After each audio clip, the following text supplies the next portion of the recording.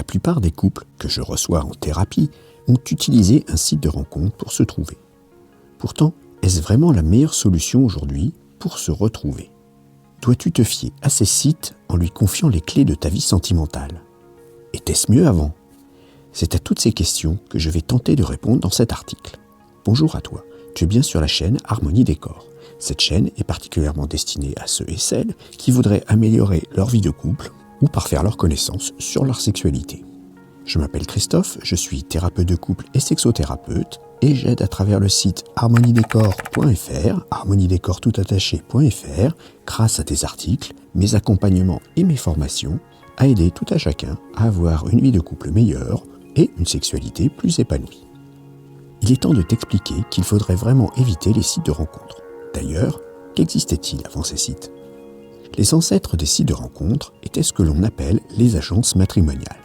C'étaient des cabinets dans lesquels des personnes venaient s'inscrire. Cela ressemblait à un entretien d'embauche puisqu'on avait le droit à un questionnaire plus ou moins complet. Dans les bonnes officines, on passait par la suite oralement avec un employé pour mieux comprendre les attentes de chacun. Ensuite, au sein de l'agence, des séances étaient organisées pour mettre en liaison des individus qui paraissaient pouvoir se plaire. Pourtant, ces magasins de l'amour étaient bien souvent uniquement fréquentés par des personnes ayant des difficultés à aller au-devant des autres ou lorsque leur vie professionnelle ne leur laissait pas le temps de faire autre chose. Ainsi, malgré le fait que ces agences étaient bien plus humaines que les sites de rencontres actuels, bien peu de monde les utilisait. Pourtant aujourd'hui, si l'on en croit certaines études, 22% des rencontres sont faites à travers un site électronique. C'est d'ailleurs le principal vecteur actuel pour se mettre en couple. C'est aussi ce que je constate dans beaucoup de mes accompagnements. Cependant, à bien y regarder, ces sites, dans les meilleurs des cas, proposent une liste de questions plus ou moins conséquentes pour dresser un portrait robot numérique de chacun. Malheureusement, il n'y a aucune personnalisation, aucune spécificité ou prise en compte de la diversité de chacun. Tu n'es alors qu'un code informatique parmi les autres. Selon différents critères qui sont en plus totalement secrets, un algorithme va te suggérer des profils qui sont alors censés te correspondre. À toi ensuite de faire ton choix en te basant principalement sur la photographie présentée, puis éventuellement en prenant connaissance des compléments accessibles du compte.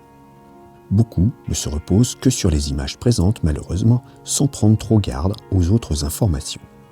Crois-tu donc, dans ce contexte, que ces personnes peuvent réellement te convenir par rapport à tes aspirations de vie ?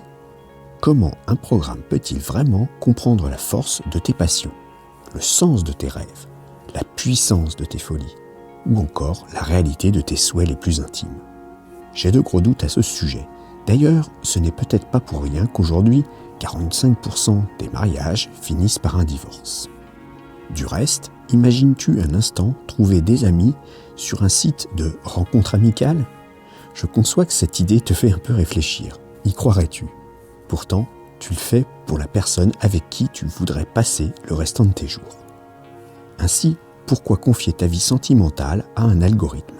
Il faut garder en tête que ces sites sont des sociétés privées dont le seul but est de gagner de l'argent. Certes, elles essaient tout de même de te caser. C'est une réalité, cependant. Est-ce qu'il est si certain que le match soit vraiment optimal ? On peut facilement assimiler ces sites au fast-food de la restauration. On s'y inscrit rapidement, on a très vite des présentations de personnes qui devraient correspondre, sans connaître pour autant les critères retenus. Ensuite, c'est à toi de faire le reste. Le service est minimum, tout comme souvent le résultat. C'est généralement la persévérance qui finit par donner satisfaction. Alors, pourquoi s'infliger tout cela ? Et si la solution était de revenir aux bonnes vieilles méthodes ? Les sites ont presque fait oublier l'art de la drague. C'est effectivement un temps très exaltant. Il faut chercher comment aborder de la meilleure façon la personne ciblée. Le cerveau est alors en ébullition, avec des moments extrêmes, aussi bien dans les hauts que dans les bas. En effet, parfois, tout ne se passe pas comme on l'imagine. Ce sont donc des instants forts qui donnent souvent une énergie extraordinaire dans cet essai de connexion à l'autre. Alors c'est vrai, cela demande du courage, de sortir un peu de sa zone de confort et nécessite une prise de risque. Mais c'est tellement gratifiant quand on réussit enfin à conquérir celui ou celle qui stimulait nos sentiments. C'est par conséquent réellement dommage de s'en passer. La question que l'on est en droit de se poser aujourd'hui est la suivante. Pourquoi y a-t-il tant de couples qui se séparent ? L'une des raisons est qu'au bout d'un certain temps, on se rend compte que finalement, on n'a pas tant de points communs que ça. En effet, il est quand même important d'avoir un certain historique ensemble. On peut aussi avoir des sujets d'échange, mais aussi de meilleurs souvenirs. Il est donc souhaitable de faire des rencontres dans la vie réelle plutôt que sur un site, puisque celui-ci t'assure d'avoir bien trop peu d'histoires communes. En effet, les applications vont uniquement te proposer des personnes qui semblent te correspondre à travers quelques informations renseignées plus ou moins vite sur le logiciel. Retourne donc en chasse et affûte tes techniques de drague pour des résultats durables et bien plus stimulants qu'un simple sweep sur un écran. Il est ainsi préférable de se confronter à l'authentique et aux individus que tu croises dans la vraie vie plutôt que de se reposer sur un site virtuel. Alors, ces applications de rencontres ont-elles encore une utilité ? Il existe quand même un intérêt pour ces sites. Ce ne sera donc visiblement pas pour miser sur un couple durable. Cependant, pour faire des rencontres sans forcément penser au lendemain, c'est plutôt approprié. En effet, dénicher des partenaires pour passer un soir ou quelques semaines ensemble peut prendre beaucoup trop de temps par rapport à la longévité de la relation. Ainsi, en utilisant l'appli pour trouver un match, ce sera certainement un gain de temps appréciable. Très vite, on peut facilement proposer un rendez-vous et profiter alors de cette rencontre. Le gros avantage des applications de rencontre, c'est au contraire qu'il est possible de faire naître des liens à distance. Cela peut être intéressant lorsque l'on souhaite changer de région, mais que l'on n'ose pas le faire en solo. En trouvant une personne qui sera déjà sur place et avec qui l'on aura préalablement entamé une liaison, permettra de s'investir mais également de se sentir plus facilement en sécurité. Forcément, cela va demander d'avoir de longs échanges à distance avant de se rencontrer. Ce sera souvent une mise en relation plutôt durable, ce qui autorisera à fortement resserrer les liens avant même le premier rendez-vous réel. Bien évidemment, on peut aussi utiliser ces applications pour trouver un ou une partenaire en dehors de son pays. Il faudra toutefois savoir bien lire et écrire la langue de la personne avec laquelle on souhaite entamer une relation.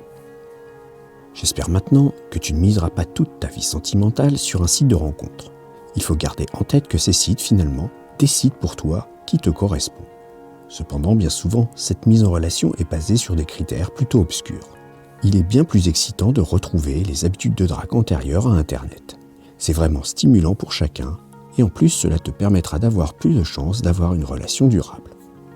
Merci de m'écrire dans les commentaires si tu as trouvé ton dernier partenaire avec une application de rencontre ou bien si tu es resté sur la méthode existante de la drague. Merci d'avoir écouté cette vidéo. Pour aller un peu plus loin et rejoindre le cercle des fins connaisseurs pour une sexualité épanouie, je te conseille de t'abonner à la newsletter. Tu retrouveras l'article complet, il te donnera plus de conseils et des astuces. Abonne-toi à la chaîne, active le petit pouce bleu, éventuellement ajoute un commentaire et à bientôt.